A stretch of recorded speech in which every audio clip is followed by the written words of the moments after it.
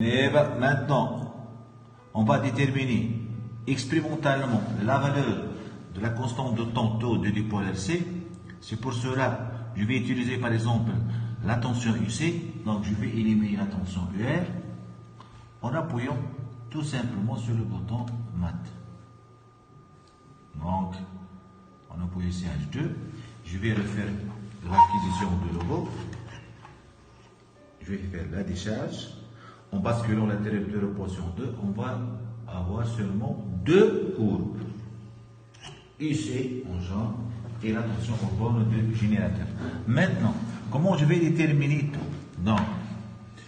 Mais maintenant, je vais vous dire quelque chose.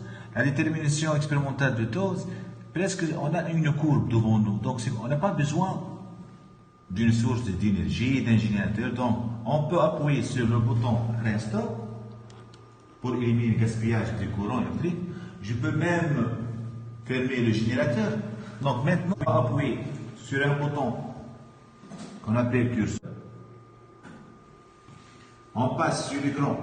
Donc, on va avoir une indication type est fermé. J'appuie sur le bouton 1 la première fois, deuxième fois et pour la troisième fois. Donc, on va voir un tableau concernant le delta T, la différence de temps, et un tableau concernant delta V, la différence des tensions. Et on passe sur les courbes, on voit deux traits verticaux, un trait en pointillé et un trait fort. Donc, on doit appuyer maintenant sur un bouton qu'on appelle le multipurpose.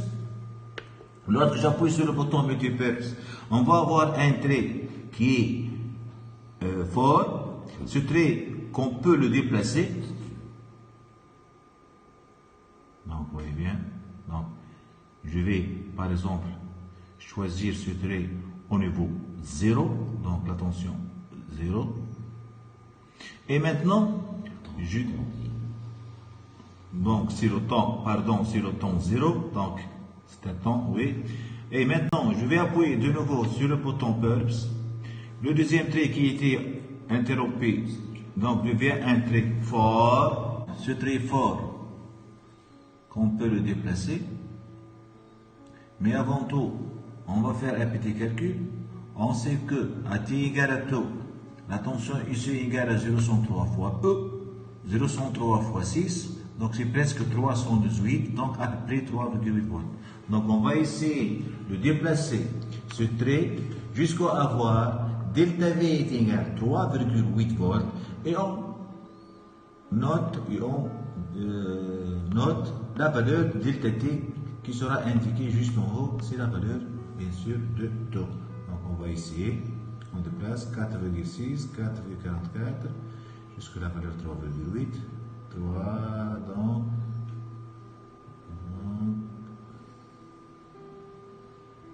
3,84, 3,76, c'est à peu près.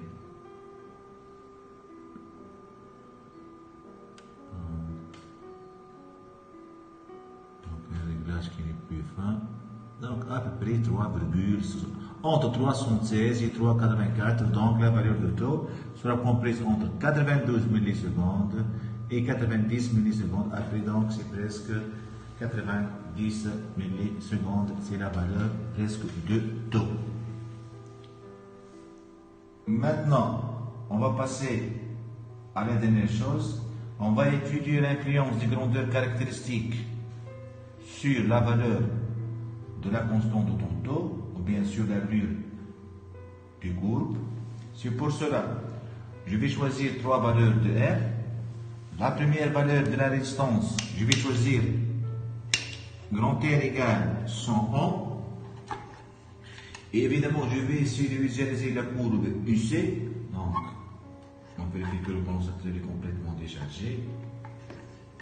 Je bascule le commutateur de la position 1. Donc, on voit la courbe.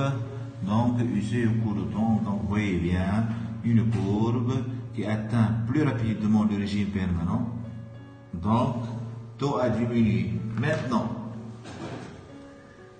je vais mémoriser cette courbe. Donc, question de suivre. Donc, je vais appuyer sur le bouton storage. Donc, storage. Donc, vous voyez bien sur l'écran en haut, storage, le tube, on choisit entre, chaîne 2. Évidemment, la position, je vais mémoriser cette courbe sur la piste qu'on indique, la piste 1. Donc, je vais agir sur le bouton multipurpose. Donc, je vais choisir la piste 1. Et je vais appuyer sur le bouton Save. Donc, mémorisation. Maintenant, je vais choisir une autre valeur, par exemple 200 ohms, et je refais l'acquisition, avant tout, la décharge du condensateur avant tout, et je bascule le commutateur de l'autre. Évidemment, on va obtenir une courbe. Évidemment, vous voyez bien que 5 taux devient plus grande que la valeur précédente. Maintenant, je vais mémoriser cette courbe en appuyant sur le bouton Storage. Évidemment, le type en source, évidemment, chaîne 2. Je dois changer la position. Donc, je vais choisir la piste numéro 2 en agissant sur le bouton Multipurpose. Donc, la position 2. Et enfin, j'appuie sur F4 pour la mémorisation save. Maintenant, finalement, je vais choisir la troisième valeur, par exemple, 300 ohms. Donc, avant tout, on vérifie que le condensateur est complètement déchargé. Basculement sur la position 2. Et la troisième acquisition. Évidemment, vous voyez bien la troisième courbe. Cette courbe qui sera fixée sur l'écran. Maintenant, comment on va restaurer les deux autres courbes? Donc, ici on le suivre, on appuie sur le bouton storage, ou bien il est déjà. Donc, on peut faire la tâche, on appuie sur le restore, on n'a pas besoin d'une source d'énergie. Maintenant, donc, on va passer comment je vais restaurer les deux autres courbes. En appuyant sur le bouton F5. Donc, ensuite, charger, F3. On a deux références, référence A et référence B. Donc, je vais choisir la référence A. Ensuite, bouton F4, charger, c'est-à-dire restaurer. Donc, vous voyez bien, c'est la courbe correspondant à l'expérience numéro 2. Maintenant, le même travail, j'appuie sur le bouton F5. Donc, on appuie F2 pour référence B et on va chercher. Évidemment, vous voyez, c'est la première courbe correspond à l'expérience numéro 1, R1 égale à 100 ohms. La deuxième courbe correspond à la deuxième valeur R2 égale 200 ohms. Et finalement, la troisième courbe correspond à la valeur R3 égale 300 ohms. Évidemment, si R augmente, évidemment, taux augmente et la valeur de 5 taux augmente et la courbe devient plus décalée à droite.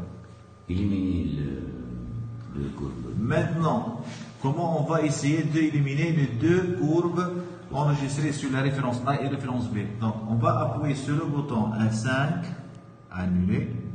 On choisit par exemple référence A et on appuie tout simplement sur F3, off. De même, on appuie sur F5 et on passe à la référence B et on appuie sur F3.